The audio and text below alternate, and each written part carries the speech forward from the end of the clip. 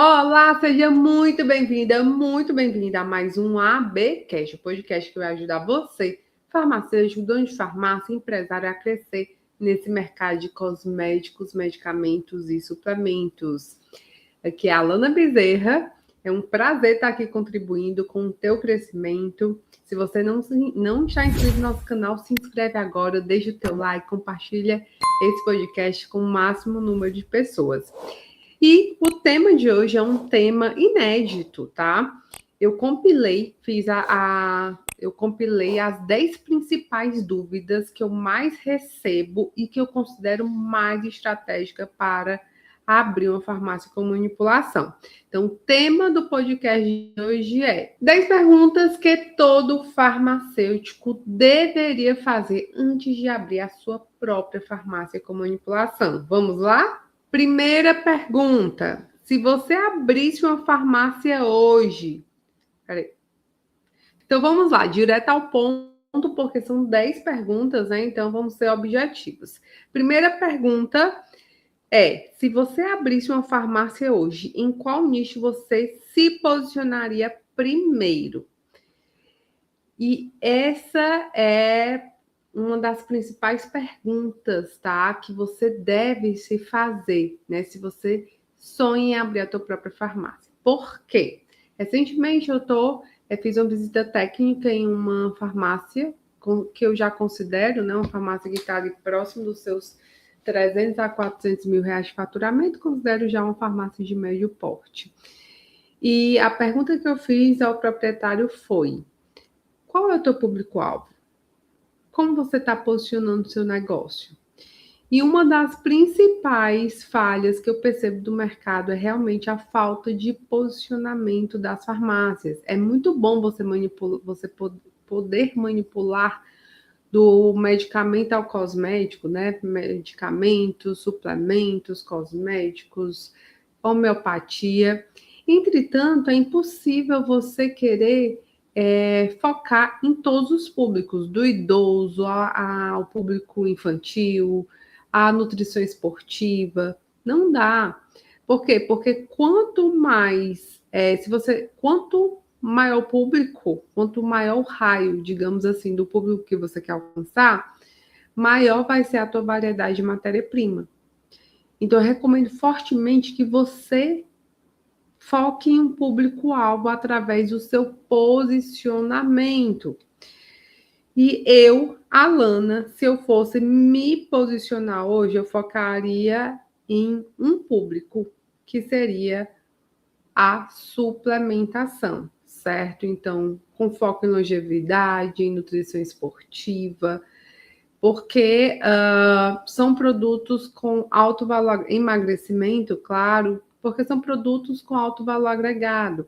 Né? Eu consigo trabalhar tanto commodities, né? Mas também produtos com alto valor agregado, sem sombra de dúvidas, através de formas diferenciadas, tá?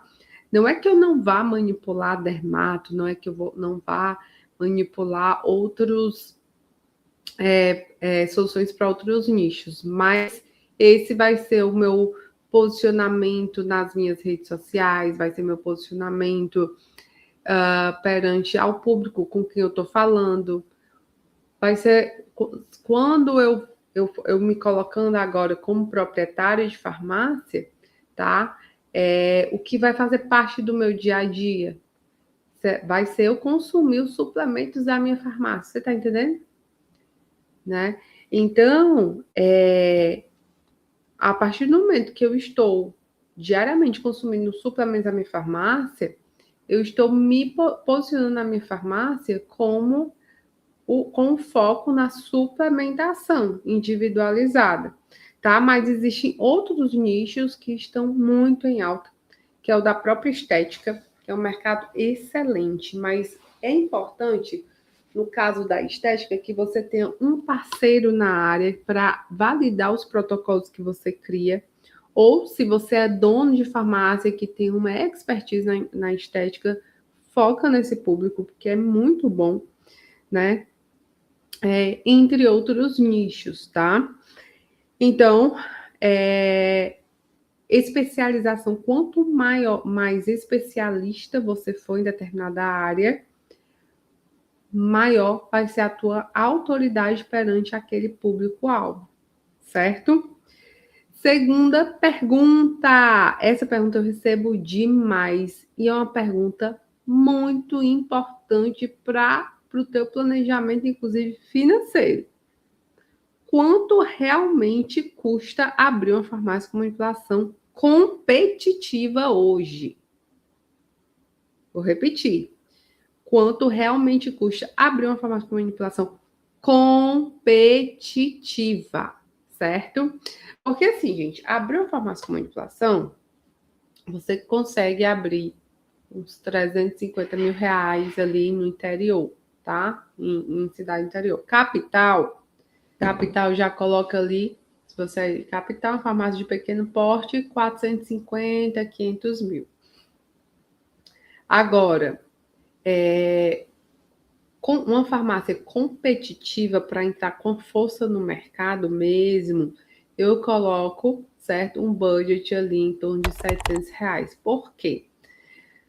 O que é que vai tornar a tua farmácia competitiva? É realmente trabalhar um posicionamento, uma marca bem posicionada desde o T0, né? Tempo zero ali, desde o primeiro dia, né? Até antes, na realidade, da farmácia inaugurar. E esse posicionamento requer realmente um investimento maior, porque eu vou fazer um trabalho mais diferenciado com os profissionais, eu vou trabalhar com ativos de alto valor agregado, isso requer um volume maior, um investimento maior com compras de matérias-primas, material de embalagem, tá? Competitividade.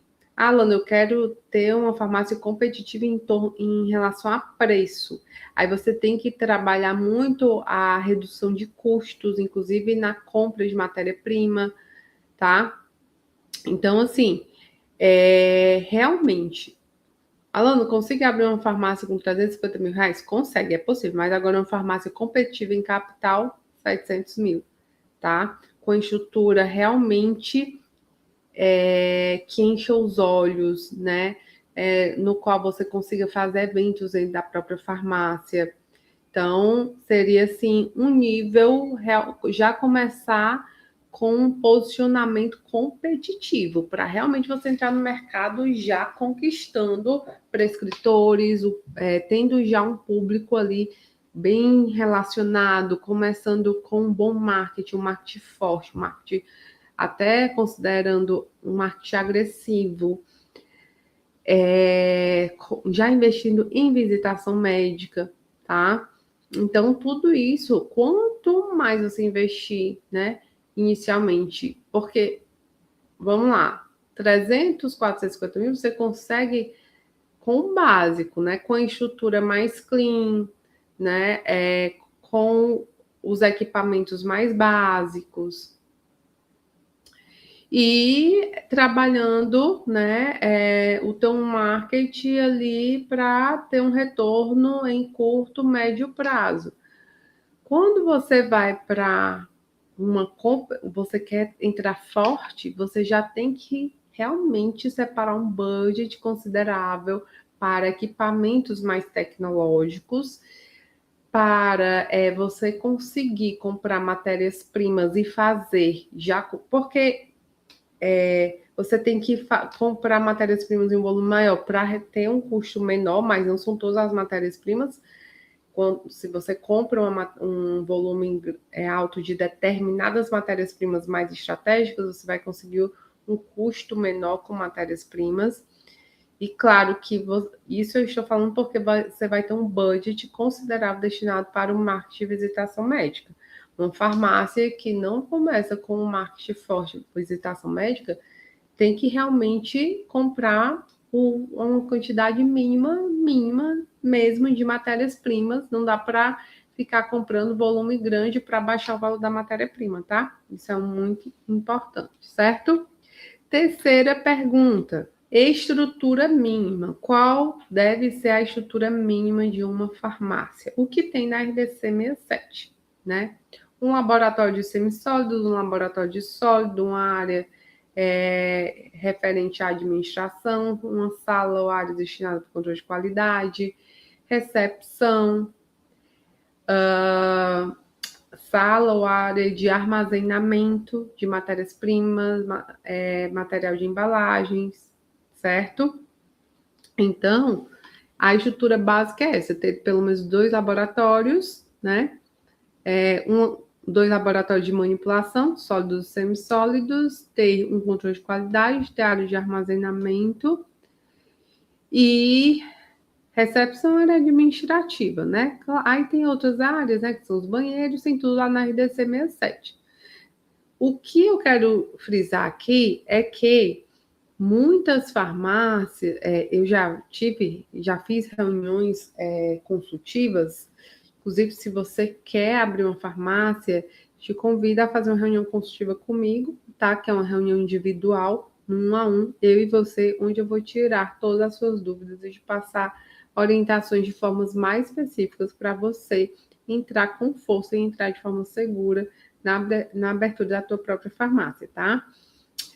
E aí, nessas reuniões consultivas, eu já recebi, né, clientes que, Alana, eu tenho um ponto ali com uma área de 30 metros quadrados.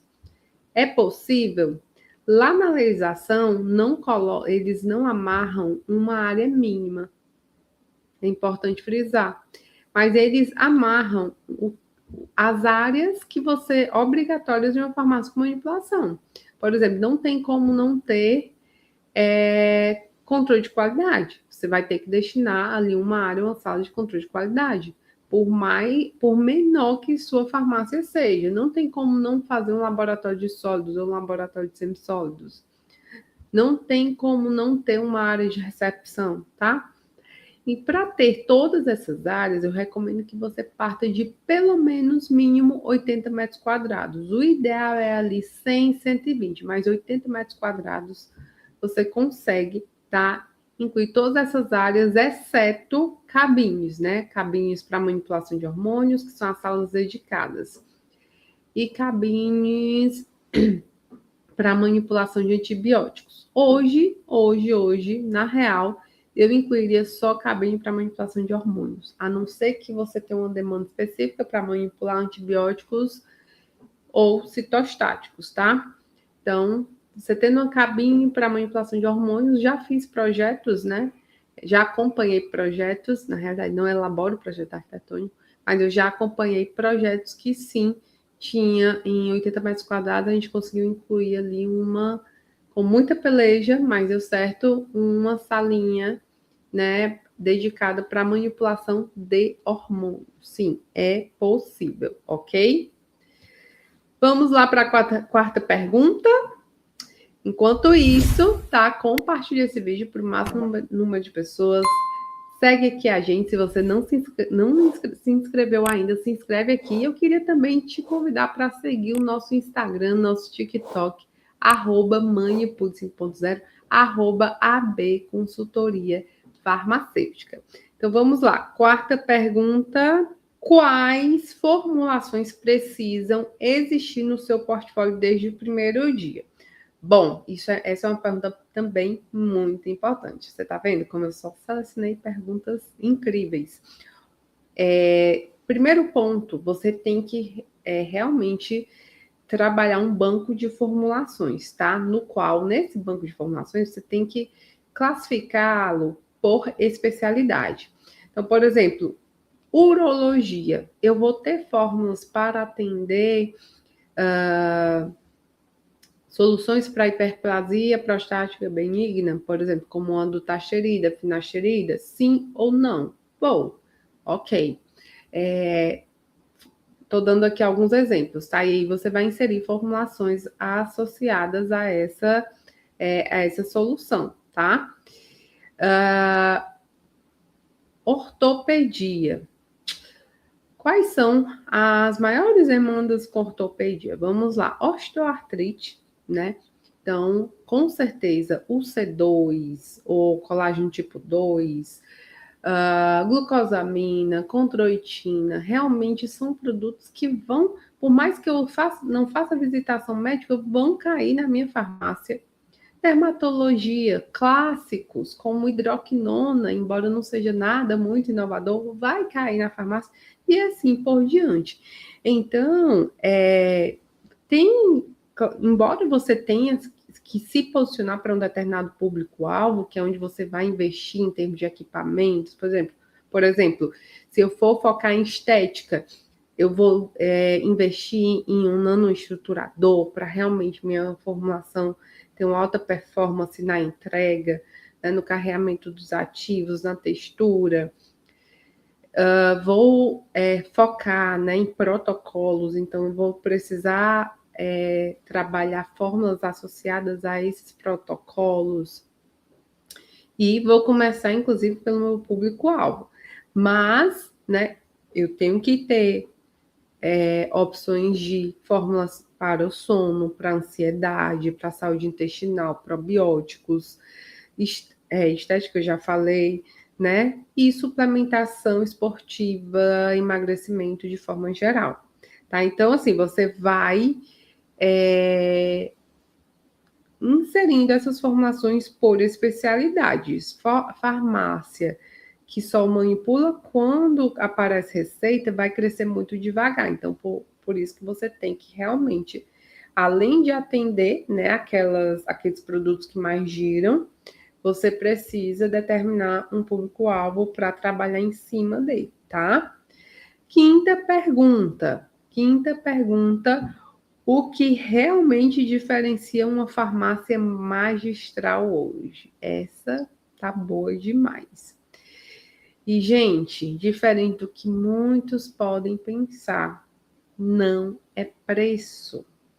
Não é preço. Por quê? Farmácia com manipulação, por si só, ela vende valor agregado porque eu tenho uma fórmula com o meu nome. É um tratamento individualizado, um tratamento feito para mim, especificamente para mim.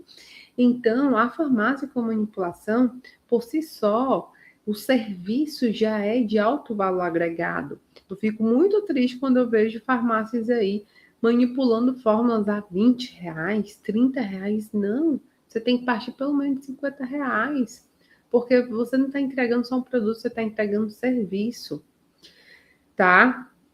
Então, você tem que realmente se diferenciar através de produtos que entregam excelência, tá? Você tem que aumentar a tua percepção de valor sobre formas farmacêuticas diferenciadas, mostrar que você não manipula só cápsula, você manipula goma, você manipula filme oroexpressível, né? As mais variadas formas farmacêuticas. É muito importante frisar também que o farmacêutico tem que estar à frente, o dono da farmácia tem que estar entregando conteúdos que envolva tratamento individualizado de forma geral, tá? E a partir do momento que esse farmacêutico ele se posiciona também, não só, você não está trabalhando só o marketing da farmácia, você está trabalhando também o marketing do farmacêutico que é responsável pela liberação daqueles produtos, pelo desenvolvimento daqueles produtos. Isso vai gerar uma autoridade técnica.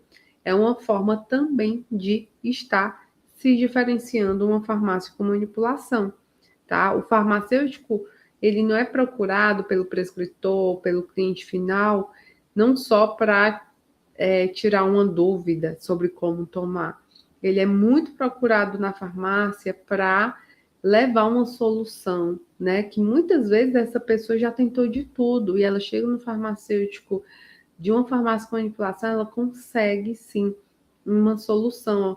De repente, aquele produto que ela não conseguiu aderir industrializado, ou pelo sabor, ou porque só existe em cápsula, na farmácia com manipulação que ela foi, o farmacêutico sugeriu em shot, em filme oroexpressível, e o paciente começou a tomar, né? Então, isso gera muita fidelização do cliente, muita diferenciação, né? Protocolos exclusivos, você montar protocolos exclusivos para os profissionais, um relacionamento com os prescritores consistente, além da experiência que você está levando para o cliente. Então, assim, existem muitas formas da farmácia com manipulação se diferenciar, tá? Perante ao mercado, perante ao público, ok? Sexta pergunta. E essa pergunta também é para farmácias que estão aí no início da caminhada, que é: como conquistar prescritores de forma inteligente? Primeiramente, se você não tiver budget para contratar um profissional, você pode selecionar 10, 15 prescritores e fazer visitas estratégicas você mesmo, como dono de farmácia, com constância, tá? Mas essa visita não deve se resumir em: oi, tudo bem? Eu sou fulana, proprietária da farmácia X, ou farmacêutica, ou enfim, se apresentar e deixar o material. Não funciona, tá? Primeiramente, eu vou pegar essa pergunta para fazer um podcast à parte, porque levaria, né, aí um tempo considerável, mas vou tentar ser sucinta, tá? Inicialmente, você vai fazer uma abordagem com o prescritor, apresentando a farmácia, uma abordagem mais institucional, uma abordagem de relacionamento. Você vai fazer mais de uma abordagem de uma visita, né? Reforçando o institucional, tá? Convidando aquele prescritor para ir até a farmácia, porque não adianta você ficar levando soluções se aquele prescritor não tiver segurança em prescrever para a tua farmácia, tá? Então, isso é muito importante.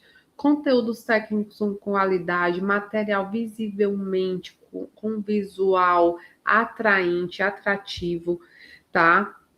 Dar um suporte científico para o prescritor. Sabe aquela nutricionista recém-formada? Ensina ela como prescrever, ela vai fidelizar, ela vai se sentir tão grata a você por você estar ensinando a prescrever formas para emagrecimento. Doutora, essa dose aqui para um atleta, para uma pessoa que já é atleta, ok, mas se não for atleta, reduz essa concentração dessa substância, tá? Então, levar inovação, levar conteúdo técnico, levar sugestões de protocolos vai fazer muita diferença, tá? Nas suas visitas, e você vai, com certeza, né? Com a médio prazo, não digo nem a longo prazo, a médio prazo, a curto, médio prazo, você vai sim começar a fidelizar prescritores. Os prescritores vão começar a prescrever. Por quê? Porque você é a farmácia que ele tem segurança, porque você é a farmácia que ele se sente acolhido, que você é a farmácia parceira, que quando ele tem dúvidas em relação a concentrações, em relação a associações, ele recorre a você, tá? Essa sétima pergunta é relacionada à precificação. Pode ser que você inicialmente nem passe pela sua cabeça, mas com certeza essa dúvida vai surgir após a abertura da farmácia, tá? Então, você que está assistindo e vai abrir a farmácia, é importante você se antecipar a essa dúvida, porque algumas farmácias manipulam muito e lucram pouco. E eu vou trazer para a minha realidade como consultora de farmácia com manipulação. Algumas vezes me reuni, né, fiz consultoria ou mentoria com donos de farmácia e eu escutei muitas vezes eu escutei a frase: Alana, eu estou comprando muito e não tô vendendo muito, estou faturando muito, mas não estou vendo lucro. Para onde está indo o lucro? E muitas vezes são compras. Quando eu ia fazer o diagnóstico, identificar, o lucro dele estava indo para compras mal feitas, tá? Muita duplicidade de produtos, ou produtos comprados com validade próxima do vencimento, tá?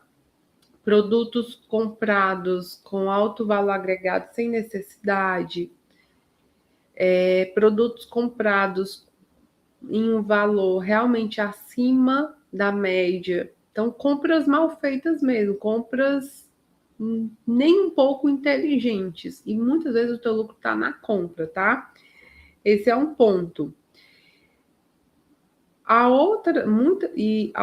Em algumas farmácias eu identifiquei e até hoje identifico retrabalhos. Muitas vezes aquela equipe ela não está capacitada o suficiente, então ocorre muita perda de matéria-prima, perda de produtos no processo, retrabalhos. Isso vai impactar no lucro também. E um outro ponto que eu identifiquei, né, quando isso acontece, quando a gente não vê um lucro tão alto, porque uma farmácia de comunicação, ela ter uma margem de lucro boa de pelo menos 30%, tá? Já foi bem melhor há 10 anos atrás, mas ainda hoje, se bem gerenciada, se tem uma boa gestão de estoque, se faz compras inteligentes, se tem processos controlados, tá? Ela sim vai ter pelo menos ali uma margem de 30%.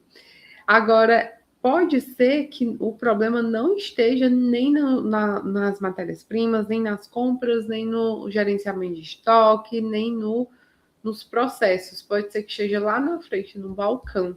Sabe aquele vendedor que quer dar desconto a todo custo, quer cobrir o preço para não perder a venda? Descontos excessivos. De repente, o teu concorrente, se você é essa farmácia que está sempre se baseando no valor do concorrente, de repente ele está precificando errado e você vai precificar também, porque está se baseando no preço dele, tá? Então, cuidado com os descontos que você vai dar ou que você pode vir a dar para os seus clientes, certo? 8ª pergunta: qual equipe realmente precisa existir no primeiro ano de farmácia? Equipe enxuta, tá? Você vai começar com um farmacêutico responsável, uma pessoa para as vendas, tá? Um consultor de vendas e um técnico no laboratório para atender as demandas, tá? Todas as demandas, até a produção de até 20 fórmulas por dia, um técnico é o suficiente. E aí você vai inserindo auxiliares, certo? Inclusive para o controle de qualidade, tá? Então, assim, começa com o técnico e o farmacêutico vai dar também suporte ao laboratório, inicialmente, pesagens, né, atividades que envolvem alguns pontos críticos, e depois você vai ampliando com auxiliares, tá? E aí o laboratório vai crescendo, você coloca um técnico em auxiliar por cada sala, mais para cada laboratório, né? E vai expandindo a equipe, mais colocando um consultor de vendas, um farmacêutico responsável e um técnico para a farmácia é o suficiente. Extras, o que eu colocaria ainda no primeiro ano? Um visitador médico, um auxiliar de serviços gerais, e colocaria também um farmacêutico auxiliar. Então, digamos que você é o dono, e sobre o farmacêutico é importante eu reforçar. Então, digamos que você é o dono, proprietário e o farmacêutico RT. Então, eu colocaria ainda no primeiro ano um farmacêutico auxiliar até para cobrir os horários, porque pelo CRF, o farmacêutico ele fica de 8 ao meio-dia e de 2 às 18. Essas 2 horas você tem que ter um farmacêutico cobrindo para a farmácia ficar aberta. Então, eu inseriria um farmacêutico auxiliar para cobrir esses horários que você não esteja lá, tá? E vamos para a penúltima pergunta, a pergunta 9. Quais são os erros regulatórios que mais geram problemas sanitários? E Farma, assim, essa questão regulatória é uma questão bem chatinha, mas que você tem que ser muito criterioso, principalmente no início da sua farmácia, porque uma vez que você você pisa na bola com algo sanitário, você pode ser mal visto, sem maldade, às vezes realmente por falta de conhecimento mesmo seu, pode ser fatal, você pode ficar meio que queimado, né, para o órgão, para os fiscais, enfim, para a vida, né? Isso é muito ruim. Então, assim, Documentação, tá tudo lá na RDC 67. Pode seguir à risca tudo que a RDC 67 pede, manual de boas práticas, POPs, todas as fichas, né, dos produtos, controle de qualidade negligenciado. Se o órgão perceber que você não está fazendo controle de qualidade, né, muito grave, né, você vai ter problema lá na frente, inclusive na renovação. E rastreabilidade dos processos, né? O órgão, ele entende que os seus processos, eles são rastreáveis. A partir do momento que ele pega ali, né, um fiscal pega ali sua ordem de manipulação, se esse produto tem algum problema, você vai saber quem manipulou, né? Então, as fichas têm que estar tudo muito preenchidas, em qual temperatura foi manipulado, quais equipamentos foram trabalhados, quais lojas de matérias-primas, se as matérias-primas estavam íntegras, tá? Então, os processos, eles têm que ser rastreáveis, certo? A farmácia com manipulação, muito, ao contrário do que muitos pensam, né? Um estabelecimento extremamente fiscalizado e rigoroso quando se fala em boas práticas de manipulação. Então, você tem que atender a cada vírgula que tiver na RDC 67, que é a legislação referente às boas práticas de manipulação, certo? Última pergunta e não menos importante: quais são as 3 alavancas que realmente fazem a farmácia crescer? E aí? Quer saber? Quer saber? Quer saber? Vamos lá. Posicionamento claro, relacionamento com os prescritores e protocolos de alta performance. Com esses 3 pilares, não tem como a farmácia não alavancar. Eu adicionaria um pilar bônus aí, um marketing bem feito que está relacionado com todos esses 3, né? O posicionamento claro vai muito da tua comunicação com o público-alvo. Então, o teu marketing, tuas redes sociais tem que estar muito bem trabalhados, tá? E não é só sobre o branding, tá? É sobre o posicionamento, como você tem, o que você produz de conteúdo para as pessoas, né? Mostrar os bastidores da farmácia. Então, tudo isso vai contar muito para o crescimento da tua farmácia com manipulação. Então, você é farmacêutico, você sonha em abrir tua própria farmácia, vai fundo, vai em busca dos teus sonhos. Tem muitos vídeos relacionados aqui para a abertura de farmácia, tá? O não você já tem. Então, cria oportunidades, tá? Faz acontecer e vamos para cima. Conte comigo, tá? Conte com o nosso canal. Se você quiser fazer uma reunião consultiva, uma reunião exclusiva, 1-a-1 comigo, estou à disposição. Clique aqui no nosso link de WhatsApp, marque essa reunião comigo. Vai ser um prazer te ajudar. E o primeiro passo realmente é estudar, levantar informações, porque abrir uma farmácia não é abrir um negócio qualquer. É um negócio estratégico, é um negócio altamente especializado que requer realmente um know-how para o teu negócio prosperar e não daqui com uns anos, né, fechar, tua farmácia fechar. Então, abre uma farmácia, mas abre com tudo, abre preparado. E preparo não se refere só a conhecimento técnico, tá? Preparo se refere ao conhecimento do negócio em si, ok? Te vejo no nosso próximo ABcast. Espero que você tenha gostado. Se você gostou, clica no gostei aqui, no legalzinho. Compartilha esse vídeo para o máximo número de pessoas e se inscreve no canal. Não esquece, tá? Ativando o sininho. Te vejo no próximo vídeo e até lá. Tchau, tchau.